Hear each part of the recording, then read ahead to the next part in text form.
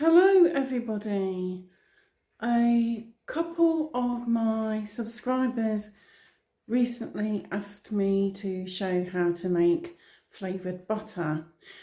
I'm going to show two methods. I'm going to show firstly butter made from scratch, how the whole process works. It's quite easy. There's a few steps, but there's nothing too tricky. And also the other method, which is simply working with packaged butter.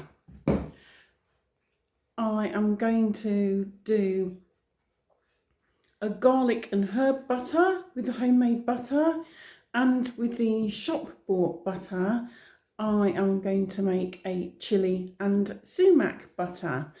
So without further ado, let's get down to it. I have a fairly large bowl here, so we don't get too many splashes. It's going to be whisked up. Now you can use a stand mixer.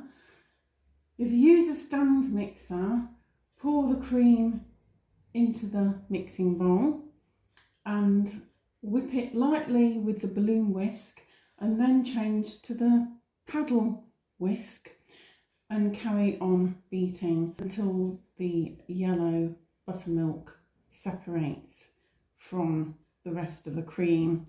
So you'll be left with a white ball, and then there'll be a pool of yellow buttermilk. I am going to just use a normal electric whisk for this. I prefer it. Now I have this bowl and I'm going to pour in some cream. Now I have just under 400 millilitres of double cream. 450 millilitres of double cream will make about 300 grams of butter. So there should be enough here to make around 250 grams of butter. So this goes into the bowl.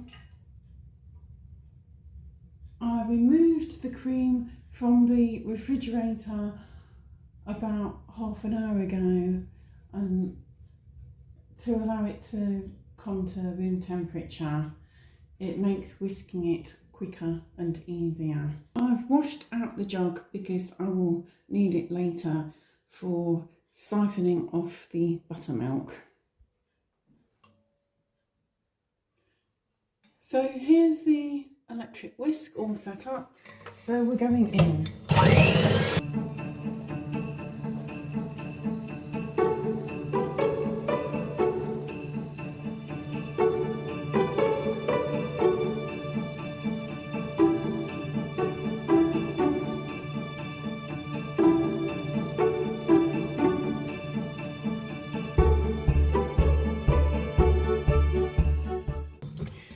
Now here you see it's starting to thicken.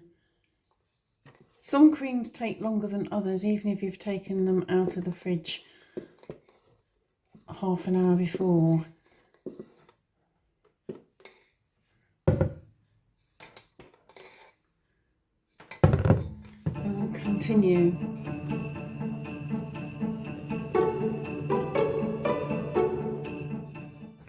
You see, it's beginning to over whip, which is exactly what we want. Soon the cream and buttermilk will start to separate.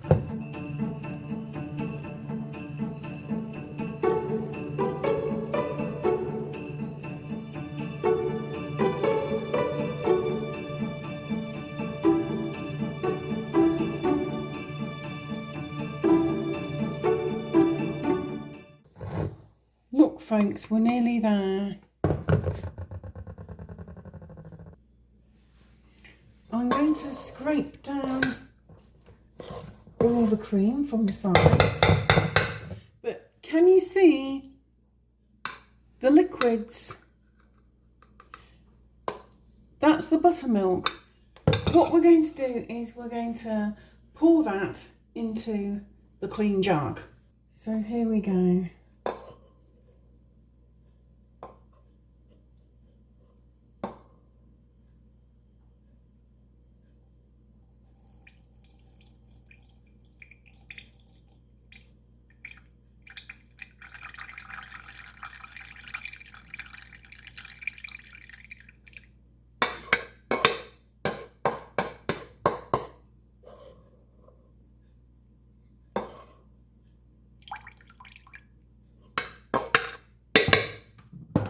And then we carry on whisking.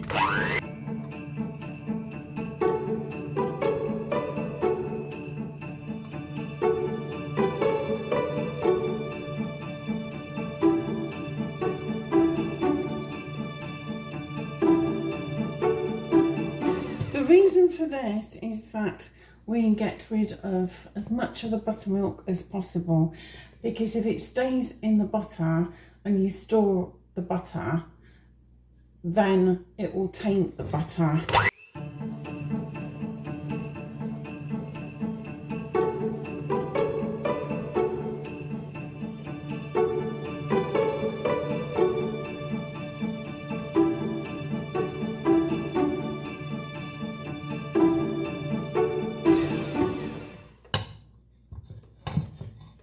If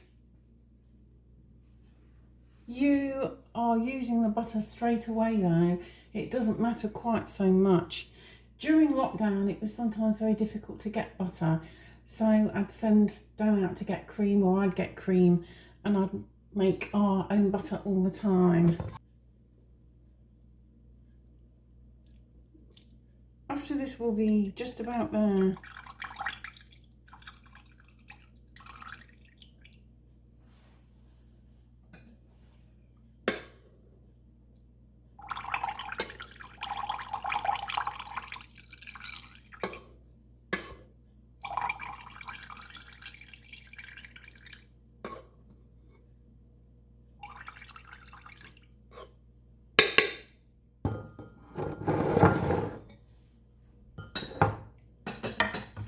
I'll just give it one final whisk.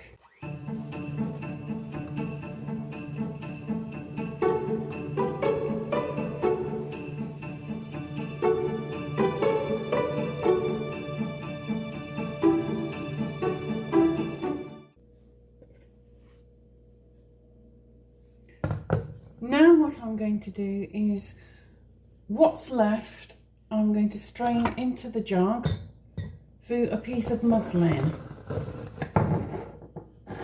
The cloth can be bought at most good haberdashers and also online quite cheaply. If you haven't got that, you could probably also use a coffee filter. That would work just as well. Now we reuse all our muslin squares. We put them through the dishwasher to sterilise them. They last quite a few times. So here I'm straining the last of the buttermilk through the muslin.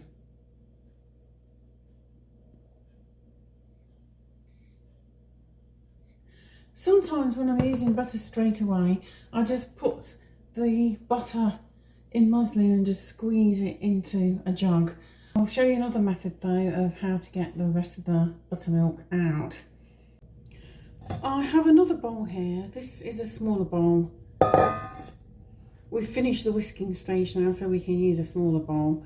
It's still a generous size though. We've brought in some ice cold filter water. And then without further ado, I'm going to put in the butter.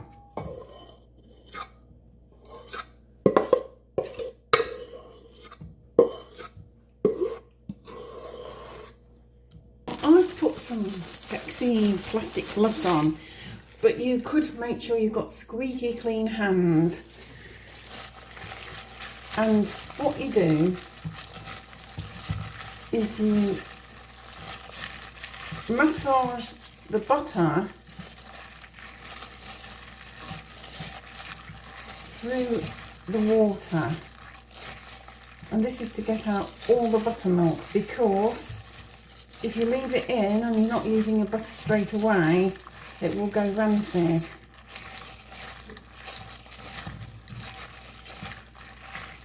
You see how it's forming into a lovely smooth ball. The bowl this is in is also a cold bowl as well. It needs to be as cold as possible.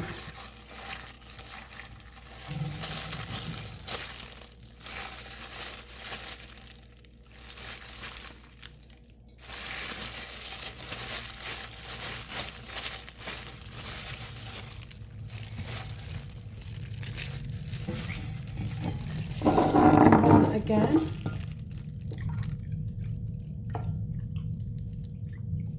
we pour all the buttermilk into the jug.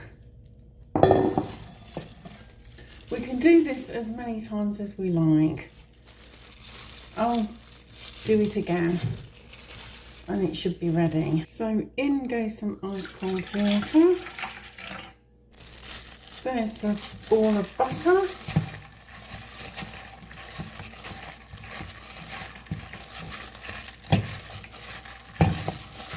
And just repeat. And there we are, you see, that's just about clean.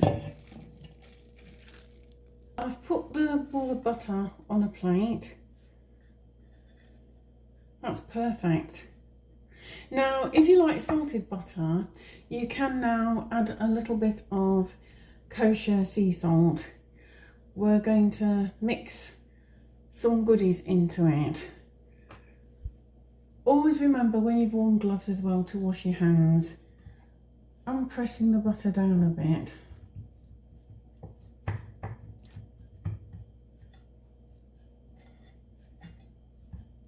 Right. I'm going to use 2 nice fat garlic cloves here.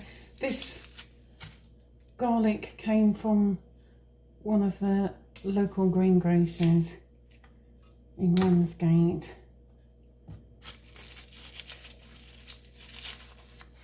You can use more if you like.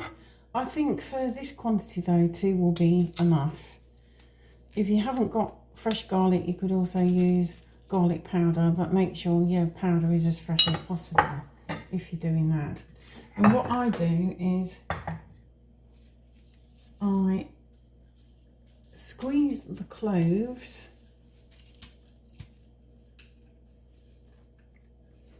through the garlic press.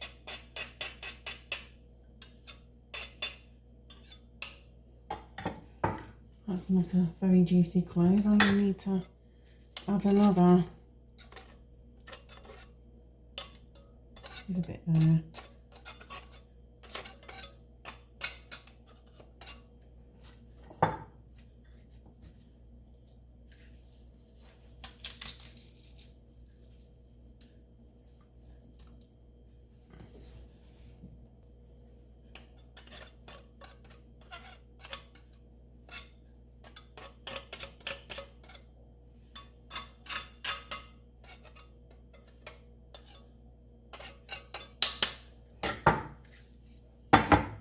I'm going to add one more.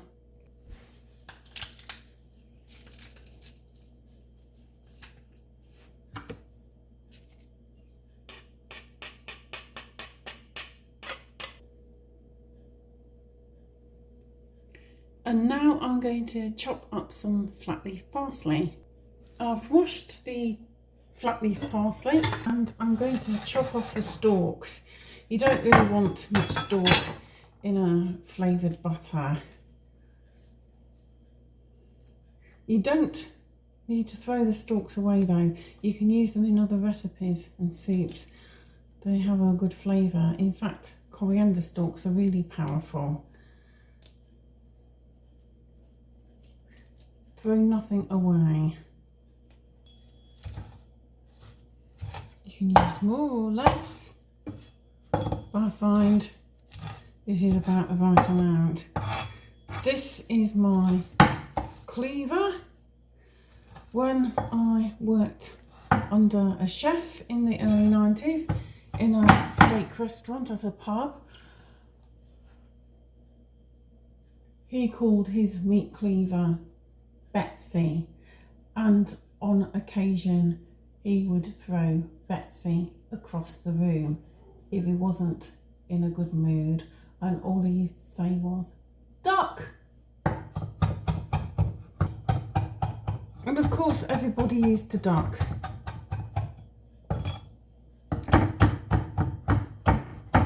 It wasn't ideal. That's fine enough. I'm going to add that to the butter. I have a new pair of gloves on. I find the easiest way of mixing things into butter, especially when it's homemade, is to get the hands in there. But butter will heat up very quickly with the heat of your hands, which is why it's important to do it quickly, expediently, in the fastest way possible, so that it doesn't melt.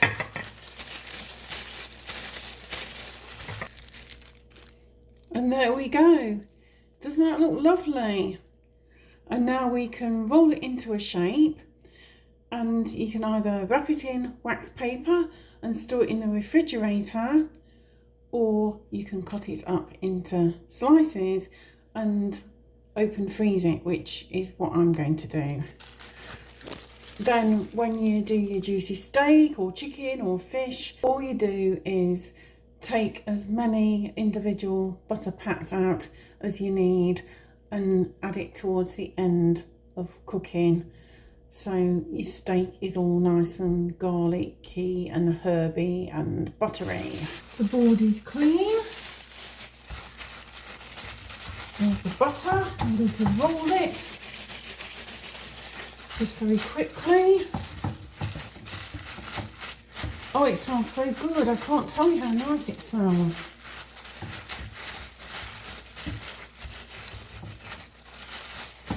Try and roll it out as evenly as possible. You can use paddles as well to shake it. I do have paddles somewhere, but I can't put my hands on them at the moment. Pardon the pun. Clean knife. And we're going to slice them into 1/2 centimetre pieces.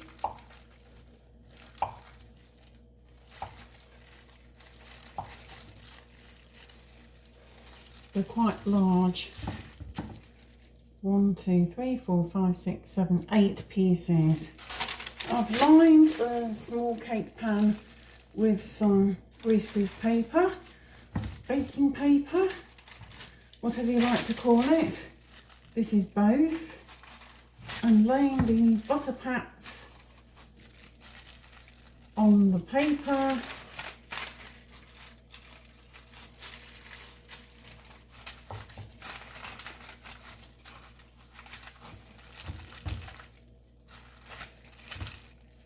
Working quickly.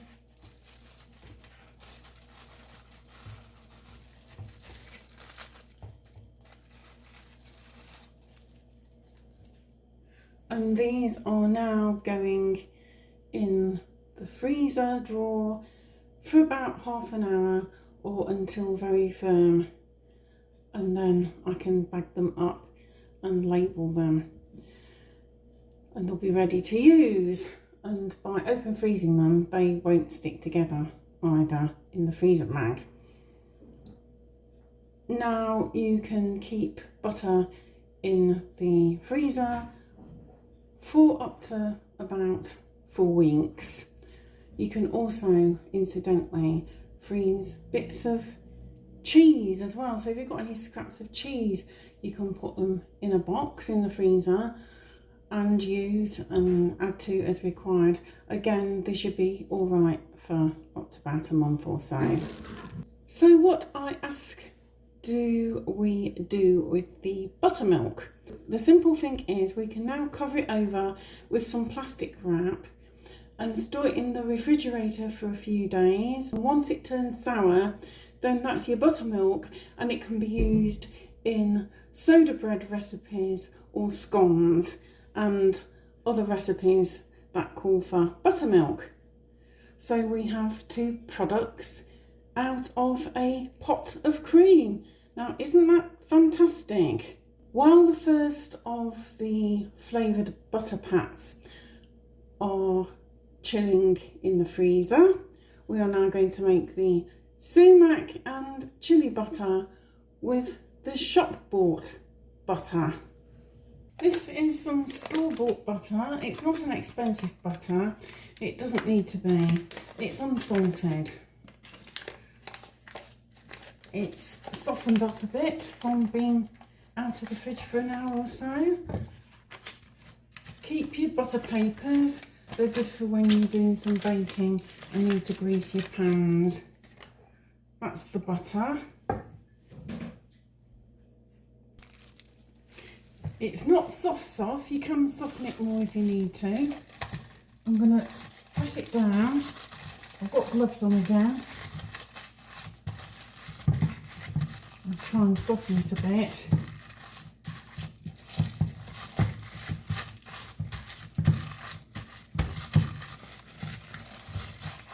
That's better. That's a 250 gram package of butter, which in America is 2 sticks, I believe. You can make more or less. This is fresh sumac. Wow, it smells fabulous. I'm going to go reasonably easy. I'm going to use a scant teaspoon of sumac. Sprinkle it over the top of the butter. It depends how hot you like your chilli. These are mild Aleppo pepper chili flakes. I'm going to add about half a teaspoon of those. I'm also going to chop a couple of my dried bird-eye chilies as well and add those for a bit more heat. If you prefer harissa, you can add a teaspoon or so of that. It's entirely up to you. Harissa butter is absolutely delicious and can be used in all kinds of recipes, including soups and stews. So these are a couple of my dried chilies. These are homegrown bird-eye chilies. They're very hot. I'm going to chop them as finely as I can. Seeds and all.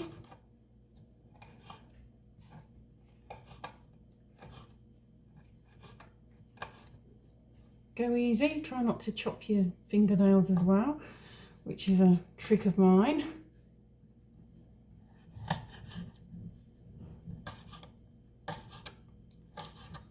When you're in a kitchen a lot, you do get used to having the odd mishap. If you can hear noises in the background, the cats are having a silly half hour. I'll sprinkle those on.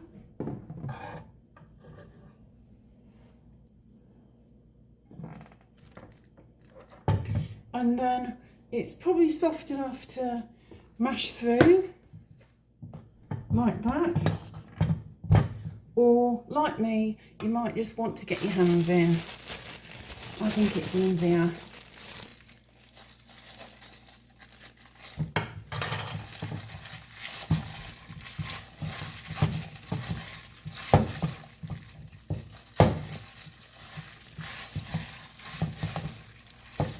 Mix it really well into the butter.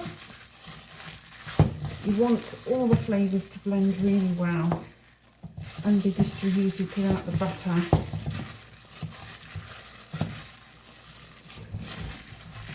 So every bit of that buttery goodness gets some of the spice. It doesn't take long, that's pretty damn perfect. It smells good.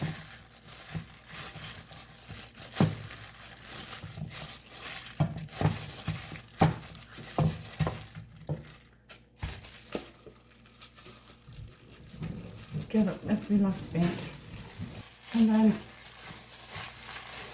It's on the board now.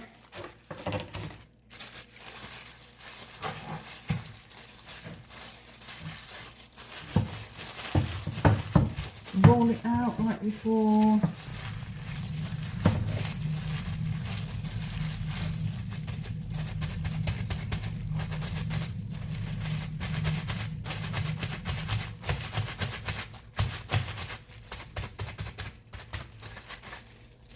And then I should be able to cut that into 8 or 9 pieces. 2, 3. Again, about ½ centimetre. Doesn't matter if some pieces are bigger than others. I think this would go really well with chicken or beef, or even lamb. Well, lamb can be quite fatty, but if you choose a more lean cut, then you can easily put a little bit of this on it as well, especially if you're doing something Middle Eastern inspired. So here I've got 2, 4, 6, 8, 10, 11 pieces. Some of these pieces are bigger than others.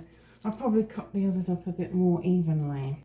And again, we're going to pop these into a baking pan, again lined with greaseproof paper. These are the herb butter pats. As you can see, they're nice and frozen. I can now put them in a bag, ready to store in the freezer.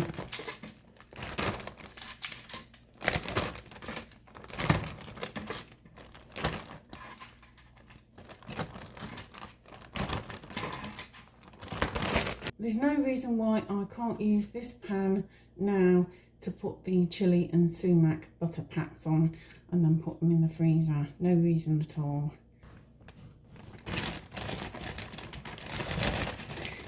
I reuse as many bags as possible. We wash them out thoroughly and rinse them and then allow them to air dry. I've written out a label and put it on the freezer bag, and this is ready now to go in the freezer. I had another pair of gloves and have no idea where I've put them. I can't see for looking. Hands are clean. I was going to spread these on. There we go.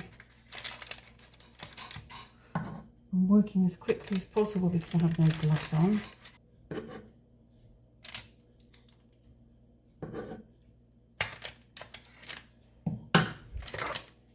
And they go in the freezer now for about an hour or so, and then they can also be bagged up in the same way.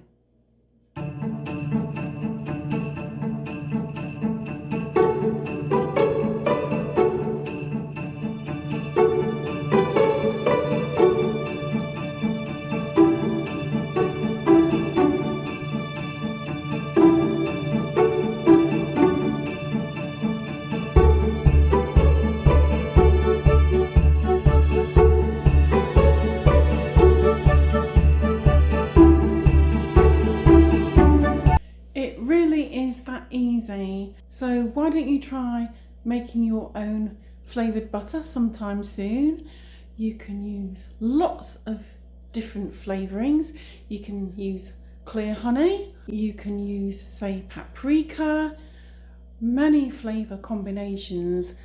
Just have a little look as well on the internet to see what other flavoured butters are good.